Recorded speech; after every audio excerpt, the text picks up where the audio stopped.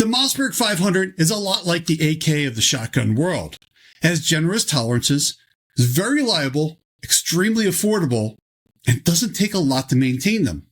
In this video, we're going to field strip and clean this Mossberg 500. With an unloaded shotgun, we're going to move the action to the rear and then unscrew the takedown knob at the front of the magazine tube. From there, we can pull the barrel up and out. Now we can drive out the pin that holds the trigger assembly in place. This can be driven out from either side.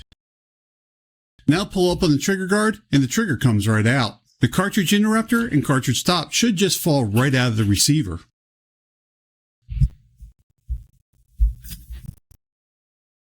Now we can remove the bolt assembly, but we'll need to align it with the cutouts in the receiver.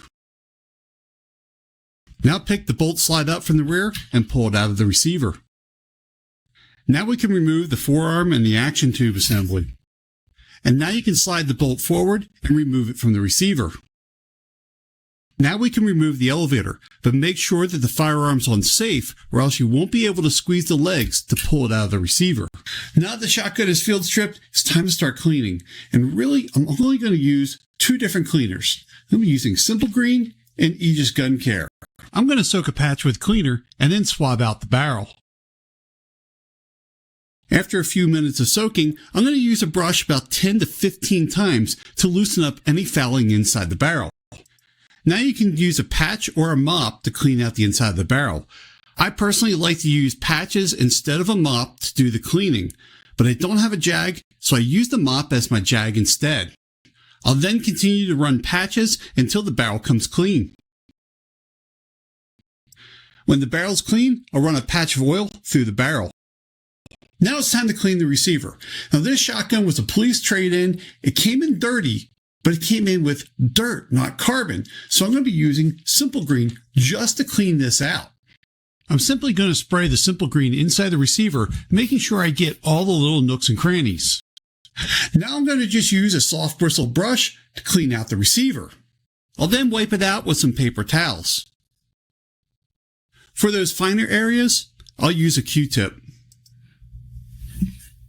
There's not a lot to do with these Mossberg triggers. In fact, Mossberg doesn't even want you to use a metal brush on them. I like to use some air to clean out any loose dirt that might be in the trigger assembly. Then I'll use a paper towel with just a little bit of cleaner on it just to wipe everything down. Then I'll use just a tiny bit of oil on the pivot points. Now with the trigger clean, it's time to clean the bolt. And that's the thing, we're just going to clean this. Mossberg doesn't even want you to lubricate this. I'll spray the bolt down with some cleaner and let it sit for a bit. After a few minutes, I'll use a nylon brush to scrub the bolt.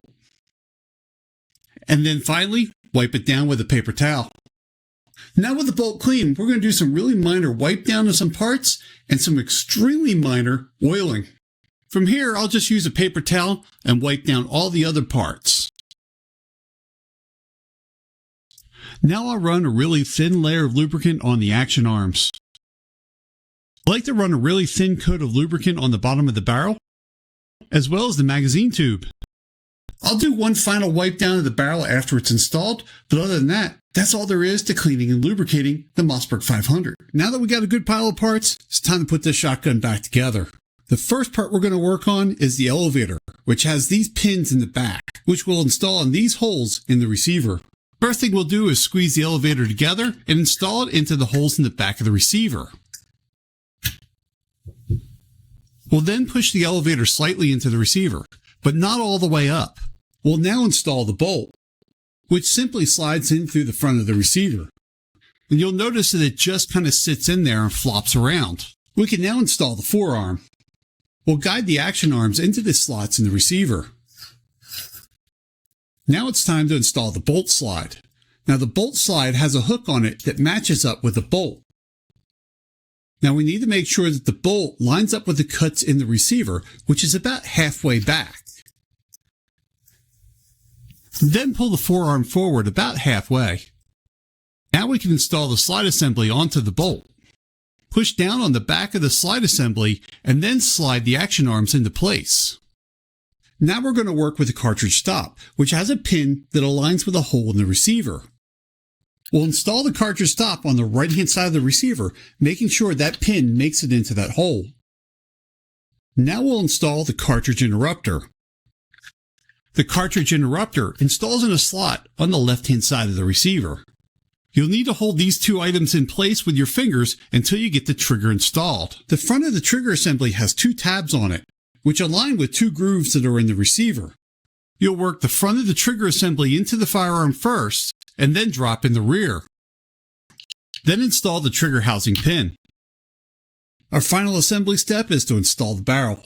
The trick to installing and removing Mossberg barrels is to have the action halfway open.